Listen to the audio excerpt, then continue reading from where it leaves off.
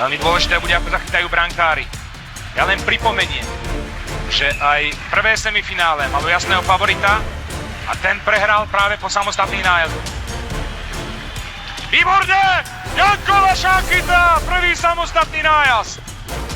To je Miroslav Šata, kapitán Slovenska. Vyrovnal na 2-2. Proti nemu Salo. Miro Šata nedal. Chcel podstreliť švédskeho brankára Tomiho Sala, ale nevyšlo mu to, nevadí. Stav je stále nerozhodný. Dobre mierí Miro Šata. Druhým Švédom na samostatné jazdy je 29-ročný kapitán švédskeho týmu Jörgen Jönsson, hráč Färjestadu BK.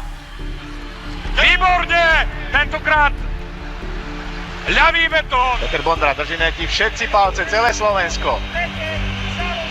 Nedal. Na rade je najproduktívnejší Švéd v NHL v poslednej sezóne. Druhý najproduktívnejší hráč po Iginlovi Národnej hokejovej ligy Markus Neslund. Rodený strelec.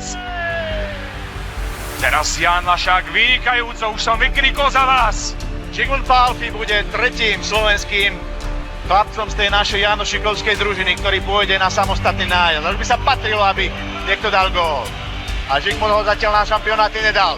Dal teraz! Gól, gól, gól! Žigo, si najlepší! Zsigmund Pálffy predviedol, ako sa to má, vycvičil Sala. Šup hore, áno, do pravého vinkla. Takže tam je možno slabina švédskeho brankára, ktorú odhalil teraz náš Zsigmund Pálffy. Vedieme 1-0. A Hardy Nilsson posiela na štvrtú sériu obrancu Magnusa Johanssona. Lašák! Fantastický!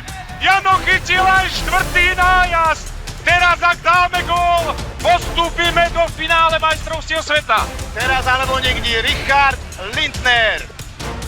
Richard Lindner.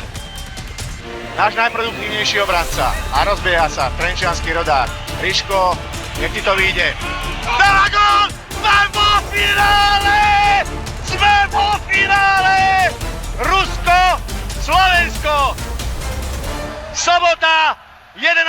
mája 2002 o 19. hodine. Priamy prenos STV. Už teraz pozývam všetkých obrazovkám. Kupujte nové televízory, objednávajte miesta v hostincoch, krčmách, kaviarniach, u svojich priateľov. Všetko bude pri televízoroch. Slovensko vyhráva a posiela Švédov